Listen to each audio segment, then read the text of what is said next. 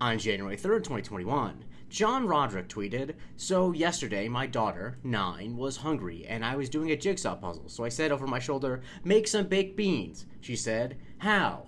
Like all kids do when they want you to do it. So I said, 'Open a can and put it in pot.'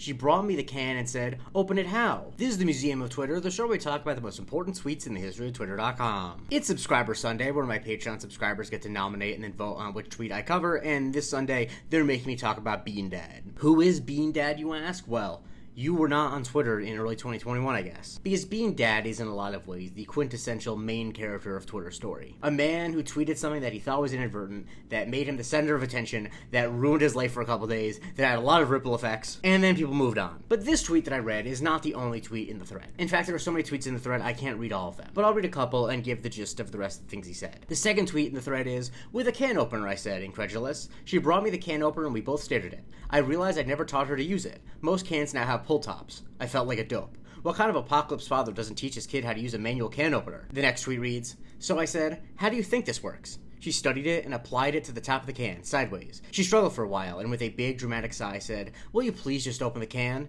Apocalypse Dad was overjoyed. A teaching moment just dropped in my lap." And so as the thread goes on, he gives minor suggestions to his daughter as to how to open the can, but mostly he leaves her to her own devices as he works on his puzzle. Eventually, he says, she had it all figured out. She had the placement of the tool, she could turn the handle and the can would spin. We were down on the floor by this point, but the ka-chunk of puncturing the lid still eluded us. We'd been at it for 6 hours on and off. We were hungry. And when she finally succeeded, he mentioned that he was proud of her, saying, "I know I'm infuriating, I know this is parenting theater in some ways. I suffer from a lack of perseverance myself, and like all parents throughout history, I'm trying to correct my own mistakes in the way I educate my child." She sees through this. The Swingway can opener is a little voodoo doll for us now. It will reappear as an allegory many more times in her life, you can be sure. She knows this too. But this is an allegory of triumph. I wish I had more of those for myself. I wish I had more stories like this. And so after putting out that thread, I don't think he thought much would come of it. He had a moderate-sized following at the time. He has a history in the Seattle music scene, and at the time he co-hosted a podcast called Omnibus with Ken Jennings. But the tweet definitely blew up more than he ever could have expected. And the general reaction to the thread, if I can summarize, is, "What the hell is wrong with you? Just give your daughter the beans." Some people took it very seriously, like Communist Siren, who said, "All I'm hearing is that time I told my dad I was hungry, and he wouldn't let me eat for another 6 hours for no good reason." Now, John later clarified that this was just a snack, and they were snacking on pistachios at the time, and he wasn't actually letting her go hungry. And while that obviously makes the whole story better, that, she wasn't going hungry for 6 hours,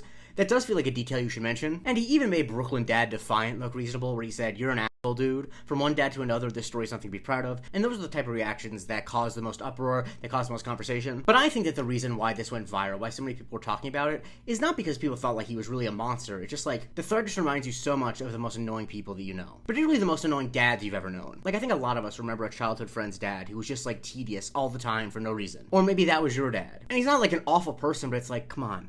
I understand what you're trying to do, but just show me how to use the can opener. Because also, not for nothing, as a lot of people pointed out, all of the research suggests that showing the daughter how to use the can opener is the most effective way of teaching her how to use a can opener. I get what he's trying to do, but at some point over those 6 hours, what's the point? But it would not be a main character of Twitter's story if he did not milkshake duck. Which, of course, is when someone during their 15 minutes of fame has the reveal that they're racist or awful in some way. And he hit both of those. People found his old tweets, and he made a lot of inappropriate jokes. He said things that were anti-Semitic. And the thing about his jokes is they very much come off the type of guy who thinks that because he has good politics, he can, take on a faux racist or faux anti-Semitic persona for humorous purposes, but it's done in such a way where the line is so blurred where you're I feel like you might just be saying what you mean. And some further evidence of that was in 2024 when Bird Respecter, who was the person who first dug up these tweets, said he did it because he knew him from the local punk scene, and while he was super moralizing, he himself was really racist. Also, it really didn't help that he got extremely defensive. When Rachel pushed back on him, he said, "You suck, but I'm sure your kids and all the people in your life know this already." Come on. I'm not in the business of giving main characters of Twitter advice,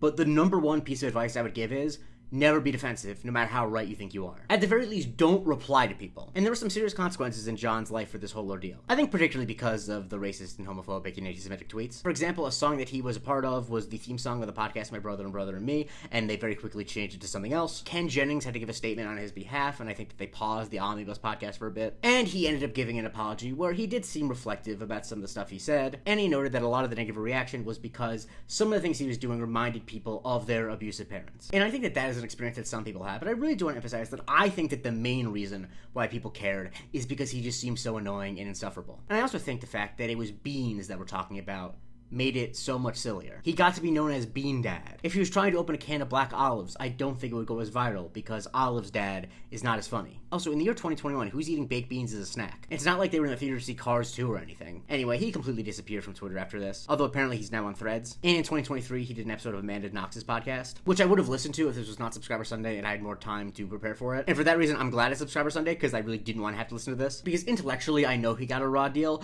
but in my soul, I don't care. I understand if you think less of me for that, you probably should, but I just can't bring myself to care. And the thing is, most people did not engage with this as a think PC thing, they just made jokes. Like Bailey Myers photoshopped a Bush's baked beans can into the scene in Saw, where Cary Elwes is about to saw his leg off. Siyama Mishra said, Bean Dad's daughter is now about 6 hours into watching her dad try to learn how to close a can of worms. The Kid Mero said, Joe Bryant, the only Bean Dad I acknowledge, which is a reference to the fact that Kobe Bryant's middle name was Bean, because his father, Joe Bryant, when he played basketball, his nickname was Jelly Bean, so therefore Kobe Bryant's middle name was Bean. And future bad parents were compared to Bean Dad. Like when Emily Van Dyne did a whole diatribe about how she doesn't need to play with her kids because she feeds them and kisses them and pays for everything. Kalina said, welcome to 2023's Bean Dad, folks. Thankfully for Emily, she did not become as big as Bean Dad. Nor did Nick Huber, who tweeted a photo of his son looking sad with, this kid saved up all the week for an ice cream, spent $5, dropped it after the 5th lick, which had a lot of people, including balloon emoji, to say, new Bean Dad just dropped. I really can't articulate how much contempt I have for this guy Nick, who not only would not just buy his son another ice cream cone, but then would take a photo of him and make content out of it. And after all of this, Bean Dad kind of just became like the go-to reference for a main character on Twitter, or just like a random thing to bring up. Like when Joe Biden made his nomination to the Supreme Court, Hegelbon said, Joe Biden nominated Bean Dad to SCOTUS. Random. This June, Adeline said, so apparently they're putting Bean Dad in Fortnite? This shit is getting straight up ontologically evil, bro. And friend of the show, Fred Delicious, quoted the hypothetical question, which is, red pills, restart your life at age 6 with all the knowledge you have now. And blue pill, $10 million in cash. Fred Delicious said, 6-year-old me, suddenly in 1992, Bean Dad. And something that Fast pointed out, which I think is extremely funny to think about, is that Bean Dad was the main character of Twitter from January 3rd to January 5th, 2021. And he stopped being a main character of Twitter because the day that he stopped being the main character of Twitter was January 6th. And I don't need to tell you what happened then. And so it really makes you wonder, is Bean Dad the person who is most happy that January 6th happened? Like, it's not Trump because it wasn't successful. But it's gotta be him, right? Either him or Ashley Babbitt's worst enemy. Follow me for a new tweet every day, and if you want to vote on Subscriber Sundays like these, please join my Patreon, patreon.com/museum of Twitter, and also you get a weekly bonus episode called Museum of Not Twitter.